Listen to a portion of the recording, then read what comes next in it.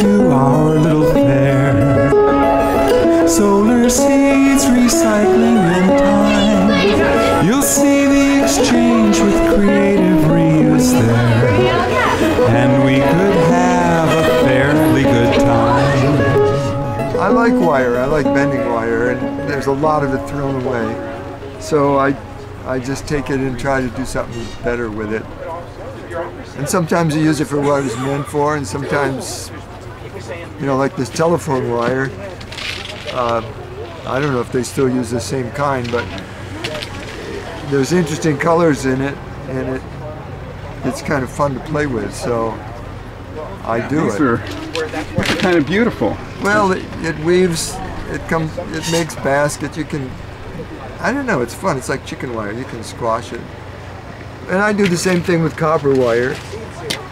Weave it, make it into animals.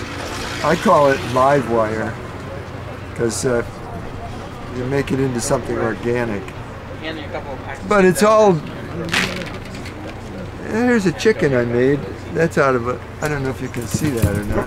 Oh. Here, hold that up for us. Well, sure. Chicken, rooster.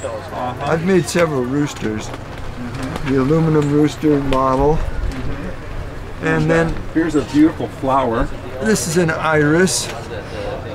It's hard to see these if they're... You know what? If you hold it up against the white there, actually, you can see it. Actually, I need to just come up on it a little bit. And a little bit that way. Yeah. So, I'm in the way. Yeah. Anyway, these are... yeah, there's an iris. But it's creative reuse. That's what my philosophy at the Exchange is.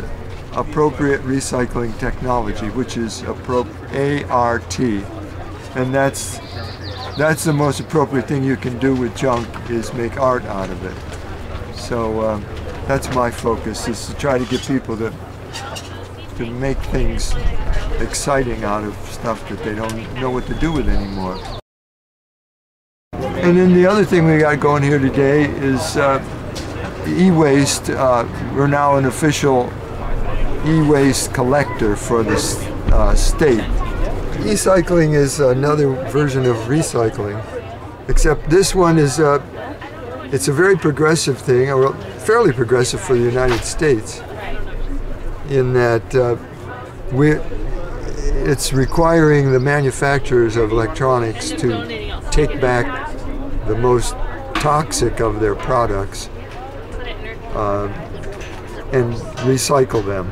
So TVs, computer monitors, and computer processors, these kinds of cathode ray tube equipment and processing equipment, things like hard drives, this kind of stuff, the manufacturers are required to take that back as it contains toxics that they don't want in landfill. So Washington law now requires them to have a program to handle that. So that's good. So the Exchange is an official collector for e-waste now, and then Salvation Army is a transporter, and then there's a processor. There's 3 categories to this program.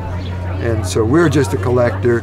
We hand it over to Salvation Army as a transporter. They take it away, and then they pass it on to the processors. So does the Salvation Army actually come out and get this stuff? Yeah. And they've been coming out to the Exchange for several years to take our excess clothing. So all the excess clothing that we have, which is considerable, they take away. And now they're taking all the e-waste as well. So that's really good. And for those who might not know, where is the Exchange? It's on Orcas Island.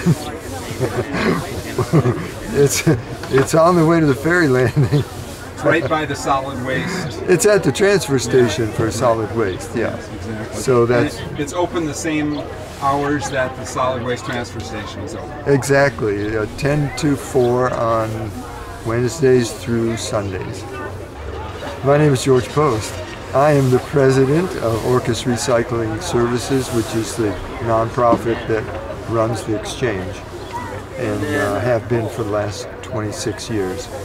So the world is finally catching up to the exchange. Yes.